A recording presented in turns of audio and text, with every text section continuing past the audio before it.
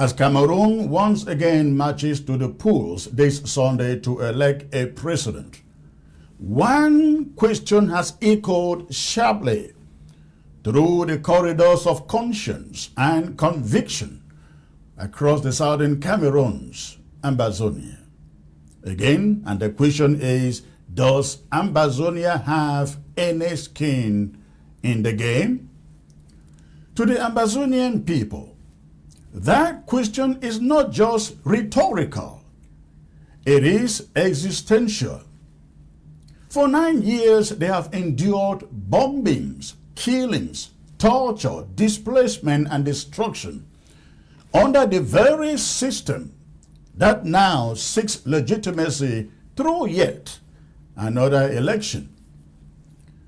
The call from Ambazonian leadership is clear: total abstention and a complete lockdown of the territory. But as always, there are voices often from the fringes arguing that perhaps this election presents a golden opportunity to change the regime in Yaoundé, to unseat Paul Biya, and to usher in a possible peace. But let's pause and think for a moment. Peace. Peace under what arrangement? Peace under whose terms?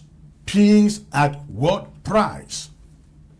For 42 years, Paul Biya has perfected the art of rigging, manipulating, and maintaining power through sham elections. Every 5 or 7 years, Cameroon stages what it calls a democratic exercise, but which in truth is a ritual of reaffirming tyranny. Opposition parties line up like sheep for the slaughter, each believing against all logic that perhaps this time the votes will count, that perhaps this time change will come through the ballot box. And every time, the results are the same. Paul Biya wins again, and the circle of deceit continues. Now, some suggest that Ambazonia should put skin in the game, that we should align tactically with opposition forces to topple Paul Biya. But to do that is to betray everything, ladies and gentlemen, the Ambazonian revolution stands for. It is to concede that we are part of the same political community, that our struggle is not for independence, but for reform within the so-called one and indivisible Cameroon. It is to kneel once more under the same flag that has drenched our land in blood. If Ambazonia were to participate in French Cameroon elections, even symbolically, it would amount to recognizing Cameroon's sovereignty over our land. That single act would erase decades of struggle, disarm our moral argument before the world, and render our sacrifices meaningless. It would tell Yaoundé and the international community that, despite our cries for self-determination, we still see ourselves as part of the system that oppresses us. Participation would also have strategic implications, because once you recognize a system by engaging in its electoral process, you cannot unrecognize it. If Biya wins, as history has shown he will, then Ambazonia would have no ground left to claim that it does not belong to the Republic of Cameroon. We will have no ground to say that. We would have, by our own hands, destroyed the foundation of our case before international law. we would have renowned our claim to sovereignty in exchange for a seat at a fraudulent table. Even worse, ladies and gentlemen, if Biya loses and another candidate, say Issa Chiroma, rises to power, the damage will be no less severe. By voting, we would have already endorsed that successor. We would have said, in effect, we believe your system is legitimate. We accept your process. We acknowledge your rule over us. And once that happens, Ambazonia's status as a separate and distinct entity vanishes in the eyes of the world. Then we have no case, no legs to stand on. Issa Chiroma's sudden transformation into a prophet of peace, forgiveness, and national reconciliation must not deceive anyone, not in Ambazonia. His campaign rhetoric about a referendum or reconciliation and national forgiveness is not aimed at justice. It is aimed at mere peace and preservation. He is not recognizing the uniqueness of the Ambazonian cause, the Ambazonian conflict. He is simply trying to repackage it as another Cameroonian problem to be managed, to be solved within the framework of a grand national dialogue, grand national reconciliation. This is not new. We saw the same playbook in 2019 when Biya's so-called grand national dialogue pretended to address the conflict, but ended up being a public relations show to calm international pressure. That grand national dialogue treated the Ambazonian struggle as a domestic grievance, a matter of poor governance and marginalization, rather than what it truly is: a question of decolonization and self-determination. That is what the Ambazonian conflict is about. Chiroma's language follows that same deceptive trajectory. Chiroma speaks as though the problem of the southern Cameroons is the same as the problem of unemployment in Douala or poor infrastructure in Yaoundé. It is not the same. But Ambazonia's case is not a Cameroon issue. It is a southern Cameroon's issue, born of international injustice and colonial betrayal. To frame it otherwise is to erase our history, deny our identity, and whitewash our cause. Abstaining from this election is not weakness, it is strategy.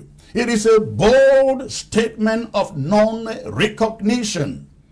By staying away, staying out of Cameroon's election, Ambazonia declares to the world, we are not part of this process because we are not part of that country. It is the same logic that drove colonized peoples across the world, ladies and gentlemen, to boycott the institutions of their oppressors until independence was achieved. To vote in French Cameroon's election is to participate in a lie. To abstain is to expose that lie for what it is. Every empty polling station in Ambazonia is a vote for independence. Every locked market and silent street in Ambazonia is a statement that says, we do not belong here. We do not belong in La République. This is how Ambazonia negotiates from a position of strength, not by joining their dance, but by refusing to play their music. When the guns go silent and the dust of the election settles, ladies and gentlemen, Yaoundé will look westward and see a territory that did not participate, a people who refused to be co-opted, a nation that stood apart. That image speaks louder than any ballot ever could. Those who argue for participation forget too quickly. They forget that in 1961, the Southern Cameroons voted in the United Nations organized plebiscite to join or not to join a union, not to absorb and colonize. They forget that since 2016, the same regime now calling for peaceful elections has burned down villages, executed our civilians, and imprisoned thousands. They forget that every dialogue has been a monologue of deceit. If history has taught us anything, if history has taught Ambazonia anything, it is that the BS system cannot be changed from within. It must be dismantled from without. And the only legitimate force capable of confronting it on moral and political grounds is Ambazonia, the people who have chosen to stand outside that system. The Ambazonian revolution or cause does not need to cast ballots in Yaoundé's election. It has already cast its vote in the blood of our martyrs, in the ashes of burned homes, in the defiance of mothers and fathers who have refused to give up. That is our vote. That is our democracy. When we say we have no skin in this game, we are not being indifferent. We are being intentional. We are saying that our destiny does not lie in the shifting sands of Cameroon's politics, but in the steadfast rock of our own determination. Even if Issa Chiroma wins, even if the talks about a referendum, it would be it would be foolish to believe that he, Issa Chiroma, a child of the same system that has murdered our people, would suddenly become our savior. Issa's referendum would be framed and controlled by Yaoundé. It would be another trap, another dialogue of deceit designed to dissolve Ambazonia into Cameroon's political bloodstream. True negotiation begins when both parties recognize each other as equals. Ambazonia cannot approach the table as a participant in Cameroon's domestic politics and expect to be treated as a sovereign people. That is what we voted for in 1961. We negotiate from strength when we hold our ground, when we assert that we are not one of Cameroon's internal problems. We are a separate nation with a right to exist. This election offers Yaoundé an illusion of stability. That is what you go and vote. You are telling them to tell the world that stability has returned. Let them have it. Let the world watch as they go through their predictable charade. Our duty is not to validate it, but to expose it. And when the dust settles, Ambazonia will still be here, unbound, unbroken, unbought. So does Ambazonia have any skin in French Cameroon elections? No, because this is not our game. We are not players in Cameroon's political theater. We are authors of our own destiny. Every effort to drag us into that election is an effort to erase our sovereignty, to recolonize our minds, and to reset our struggle back to zero. That's the point. By staying out, we remain true to our cause.